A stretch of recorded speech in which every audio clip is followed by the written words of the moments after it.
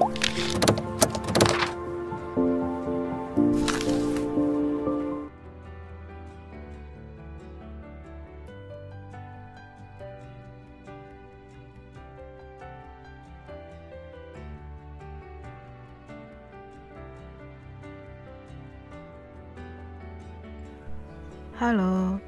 kembali lagi kita ke video pembelajaran teks narasi atau cerita fantasi.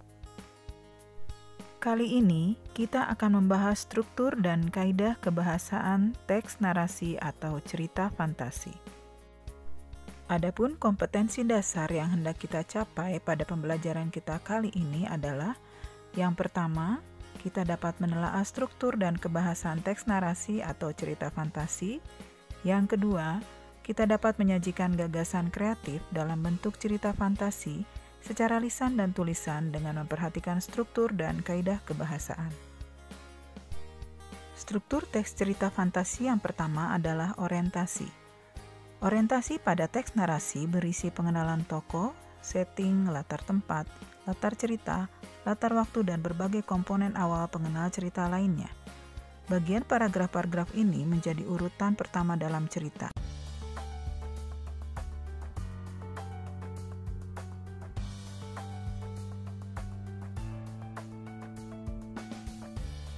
Struktur yang kedua adalah komplikasi.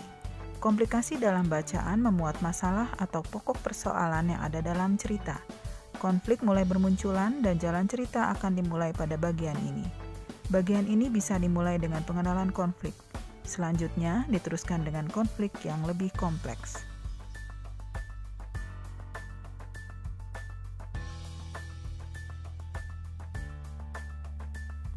Sedangkan struktur yang ketiga adalah resolusi.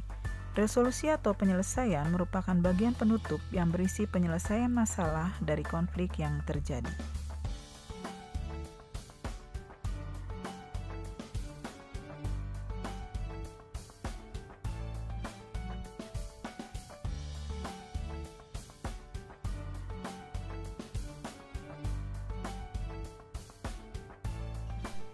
Berikut ini adalah contoh struktur teks cerita fantasi.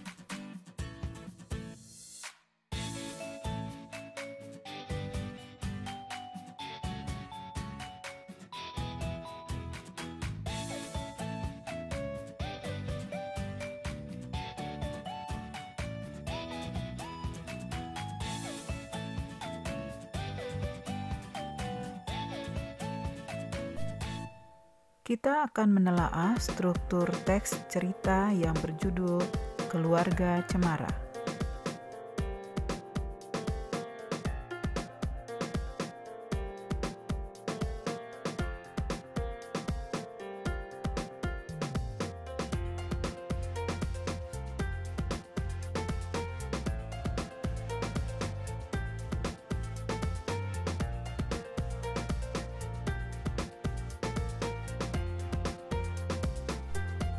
Selanjutnya, alur yang biasa digunakan dalam cerita fantasi terdiri dari 1. Alur lengkap, 2. Alur tidak lengkap.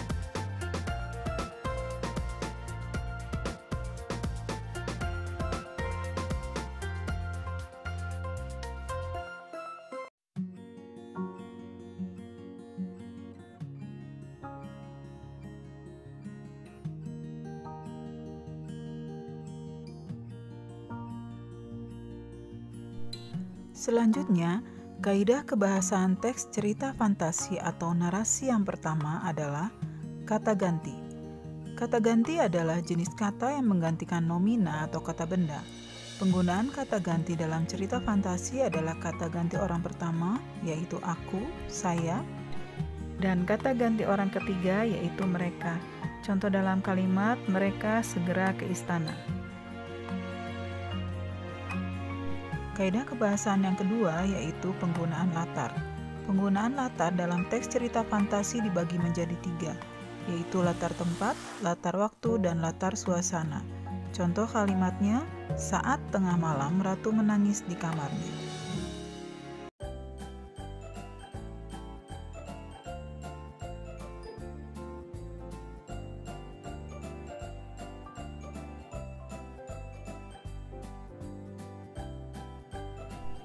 Kaidah kebahasaan yang ketiga adalah konjungsi temporal. Konjungsi temporal merupakan kata hubung sebagai penanda urutan waktu. Misalnya, setelah itu, ketika, sebelum, bersamaan dengan itu, lalu, kemudian, akhirnya. Contoh dalam kalimat, setelah buku terbuka, aku terseret ke masa lampau. Kaidah kebahasaan yang keempat adalah kata ungkapan keterkejutan. Penggunaan kata atau ungkapan keterkejutan berfungsi untuk menggerakkan cerita atau memulai masalah. Contoh dalam kalimat, tiba-tiba seorang alien yang berukuran lebih besar datang.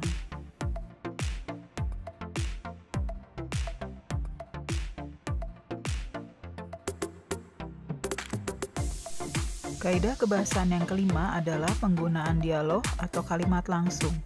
Penggunaan kalimat langsung ditandai oleh dua petik ganda dan disertai keterangan penyertanya. Contoh, raksasa itu mengejar kita, teriak Sari kalang kabut.